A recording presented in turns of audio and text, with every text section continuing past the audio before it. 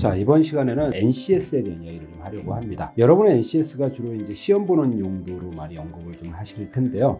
사실 NCS는요, 꽤 오랜 세월을 가지고 국가에서 공들여서 만들어 놓은 사이트입니다. 한번 잠깐 보실까요? 자, 제일 먼저 이 NCS 소개해 보면 NCS 개념 한번 좀 볼까요? NCS는 한번 그 의미를 조금 알아두셔야 되는 그런 의미가 있습니다. 자, S가 뭐예요? S가 스탠다드, 그죠? 표준입니다. 뭐에 대한 표준이라는 거죠? 뭘 표준화했다는 거잖아요. 컴피턴시를 표준화했다는 겁니다. 즉, 컴피턴시라고 하는 것은 어떤 일을 잘하는 사람들에게서 공통적으로 나타나는 어떤 특징들이거든요.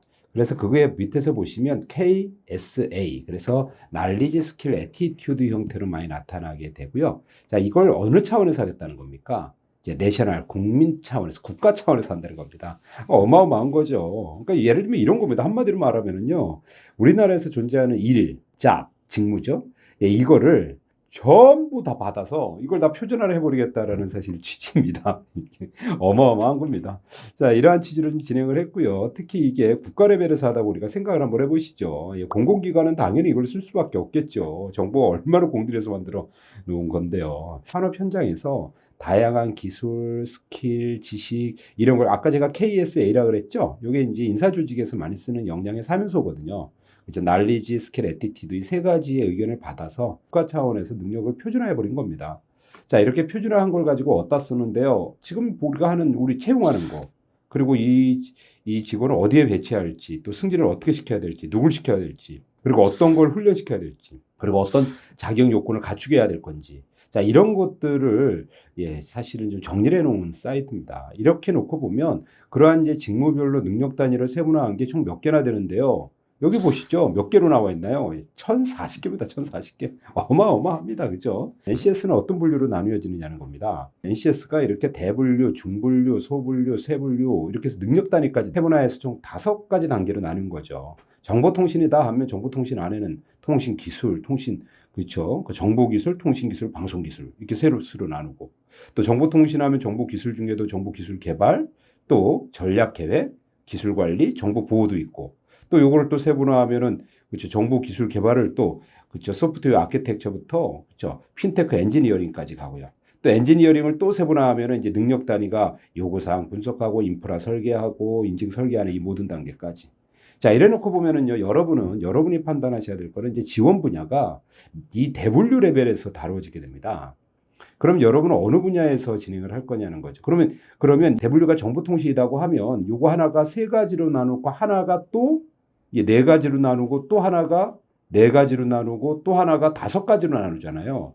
그럼 이게 각각이 5가지 있다 그러면 세분류 단계까지만 해도 벌써 20개가 나오고 그게 4개의 단계로 있다 그러면 벌써 80개가 나오고 그게 벌써 3개로면 38에 24에서 240개가 나온다는 소리입니다. 일이. 그러니 여러분이 이제 정보통신을 지원한다고 하는 것은 이제 이런 240가지 중에서 어떤 일을 하느냐, 어떤 내용이 좀 더 집중하느냐라고 하는 것에 밑그림을 좀 그리고 회사와 그 회사가 처한 지금 상황과 내용들을 점검하실 필요가 있는 것이 내가 가서 어떤 일을 실제로 할 수 있는지 하고 있는지 그리고 내가 인터뷰를 하더라도 그쪽에서 하고 있는 일에 어떤 식으로 공헌할 수 있는지 이런 부분에 대한 내용이 구체적으로 다루어져야 된다는 소리죠. 자, 그러고 나면 여러분 직업 기초 능력 영역이라고 표현돼 놨죠? 회사마다 약간은 차이가 있지만 한 4-5가지씩을 좀 진행을 하죠. 사실 대인관계 능력까지가 제일 일반적으로 보편적으로 많이 쓰기는 하죠. 뭐 등등 이렇게 조직 이해 능력도 좀 많이 나오고 또 공직 같은 경우에는 이렇게 직업 윤리에 대한 이슈도 꽤 많이 나옵니다. 그렇죠. 이것도 이제 눈에 보이시죠? 근로윤리하고 공동체윤리. 이런 식으로 이제 윤리에 대한 이야기도 좀 세분화돼 가면서 이런 거를 1차적으로 지필 검사할 때 많이 보게 되고요. 이런 것들을 이제 대분류부터 이렇게 좀 세분화하면서 이제 국가 직무 능력 표준에 대한 분류를 자, 여기 대분류가 총 몇 개가 돼 있어요. 24개로 되어 있습니다. 취업을 하실 분들은 이 24개 중에 하나를 선택하셔야 된다는 것이죠. 세분류까지 가면 몇 개까지 나온다고요? 거의 1100개가 나오잖아요. 그죠? 사전에 어떻게 표준화된 개념을 좀 정립을 해 놓으시고 요거를 가지고 이제 공공기업도 좋고 민간기업도 어떤 직무들을 하고 있는지를 조금은 상세히 볼 수가 있거든요. 자, 구성이 직무가 있으면 능력 단위가 있고 능력 단위를 또 단위 요소로 능력 단위 요소를 세분화하고 그걸 이제 수행 기준 준거 기준이죠. 수행 준거 이제 KSA는 눈에 보이죠. 날리지 스킬 애티튜드 이런 역량으로 세분화를 다 한 겁니다. 자, 이러면서 수준을요, 이제 8수준으로 이루어져 있습니다. 1수준부터 8수준까지. 그래서 1수준이 여러분이 이제 맨 처음에 들어가면 1수준이나 2수준을 하게 되거든요. 그래서 여기서 어떤 수준의 내용들이 주로 있는지를 좀 보시는 건 의미가 있죠. 하나만 해볼까요? 자, 1수준에 대한 정의는 뭡니까? 구체적인 지시, 철저한 감독 하에 문자 이해, 계산 능력 등 기초적인 일반 지식을 사용하여 단순하고 반복적인 과업을 수행하는 수준이다. 사실 이제 이런 영역이 있는가 하면 또 2수준은요. 좀 일반적인 지시나 감독하에 해당 부분의 일반 지식을 사용해서 절차화하고 일상화된 과업을 수행하는 수준이다. 그래서 여러분은 이제 1수준이나 2수준 정도 위치에 가게 되고요. 또 경력직 같은 경우는 3, 4수준까지 올라가시는 분들도 있겠죠. 자, 그래서 이렇게 수준별로 이런 정도를 하는구나. 요 정도 이런 업무를 하는데 요 정도 난이도가 필요하구나. 이런 걸 한번 보실 수 있다는 것이죠. 자, 여기에 보면 NCS 및 학습 모듈 검색 그러고 나오잖아요. 아까 말씀드린 것처럼 이게 몇 개예요, 총. 24개 중에 하나를 여러분 선택하시는 겁니다. 자, 이 중에서 뭐 어느 거 한번 해볼까요? 우리 경영, 회계, 사무 요거 한번 해볼까요? 요거 한번 해보시면 이 안에 이렇게 중분류, 소분류, 세분류, 능력 단위가 있다 그랬죠? 그래서 뭐 예를 들면 경영, 회계, 사무 쪽에 지원을 하겠다라고 하시는 분은 이런 업무를 한다는 겁니다. 그러면 이 중에서도 이제 기획사무 업무 하나만 보시면 기획사무에는 또 경영, 기획, 홍보, 광고, 마케팅이 있고 마케팅을 한다고 하시면 전략기획, 고객관리, 통계조사, 유통관리 이런 게 있다는 거죠.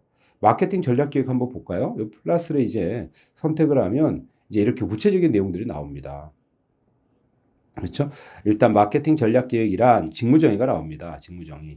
그래서 시장 경쟁 우위 확보와 고객가치 창출을 위하여 마케팅 목표를 수립하고 성과를 관리하기 위한 체계적인 전략 방안을 설계하고 실행하는 일이다. 이렇게 정의를 한 겁니다. 자, 이거는 국가 관점에서 표준화한 개념이라 이게 회사 차원으로 가면 조금씩은 접목되는 포인트가 다르겠죠. 그래서 여러분이 만약에 이렇게 경영 관리나 마케팅 쪽으로 지원을 하겠다고 하시면 당연히 시장의 경쟁 우위가 무엇이 있으며 이거로 지금 확보하는 것이 어떤 방법이 있고 현재 어느 수준이며 창출할 수 있는 고객 가치는 무엇이고 그렇게 해서 현재 지금 어떤 방향으로 고객 가치가 창출되어야 하고 이런 것들을 위해서 어떤 목표를 갖고서 집중을 해야 하는지 또 이러한 성과를 내기 위해서 전략적인 선택 방안을 어떤 식으로 설계하고 실행해야 되는지 사실 그런 이야기를 조금 하시면 최고가 되겠죠. 이 문장 정의들이 나와 있는 개념들을 내가 설명한다면 어떻게 할지 그리고 그 여러분이 지원하는 회사의 언어로 이야기를 하셔야 되잖아요. 그런 면에서 이런 NCS에서 이렇게 정의된 것들을 좀 점검하시는 건 의미가 있죠. 자, 이거 보시고 그리고 나서 NCS의 그 능력 단위 한번 보시죠. 능력 단위는 이제 신상품 기획, 전략적 제휴 이런 것들을 하는 겁니다. STP 전략, 마케팅 성과 관리. 그러면 여러분이 마케팅 쪽 지원하면 당연히 여기서 STP 전략 이런 단어들은 당연히 쓰셔야 되는 단어고요. 자, 이런 것과 관련해서 수준이 이렇게 1등급부터 5등급까지 있다 그랬죠? 여기는 이제 5 정도 수준이신 거예요. 이 항목은 3 정도 수준이신 거고. 그래서 이제 이게 각각 여러분이 어느 정도의 준비 작업이 좀 필요하신지 이런 걸 좀 보실 수 있을 거고요. 또 추가적으로 좀 보신다면 이 공정 채용 있죠? 여기 가면 여러 가지 또 채용 정보도 많이 나옵니다. 채용 정보도 많이 나오고요. 특히 공공기관은요, 요즘 채용 자체가 법제화된 내용들도 원체 많기 때문에 이 공정 채용에 대해서 아주 많은 심혈을 기울이는 편이에요. 그래서 이 프로세스를 여기에서는 이제 그 정보 단위에서 많이 소개를 한 내용들이 많으니까 이렇게 스텝 1부터 그렇죠. 설계, 개발, 채용 프로세스는 이렇게 분석 단계, 설계 단계 이런 것도 좀 나오고요. 그리고 취업 준비는 어떻게 해야 되는지 이런 이제 여러 가지 내용들도 좀 많이 있어요. 자, 이렇게 채용 공고 형태도 많이 나오고 있고요. 이런 건 물론 뭐 요즘 또 다른 데서도 많이 소개를 하고 있으니까 이제 그런 거 좀 참조하시면 되겠고. 자, 그래서 이 NCS는요, 시험 보는 용도도 의미가 있는데요. 또 하나는 이제 사전에 이제 분야를 좀 정하시고 어떤 분야를 하게 될지 그리고 이제 분야에서 요구되는 직무가 어떤 게 있고 세부적으로 어떤 활동들이 있고 각각의 활동들은 어떤 내용들로 정의가 되는지 그리고 그 정의되는 내용을 가지고 기반으로 해서 내가 자소서의 방향 쓰는 전략과 인터뷰를 준비하는 전략을 좀 정리하셨으면 좋겠다. 이런 말씀을 드려보겠습니다. 자, 여러분들 수고하셨습니다.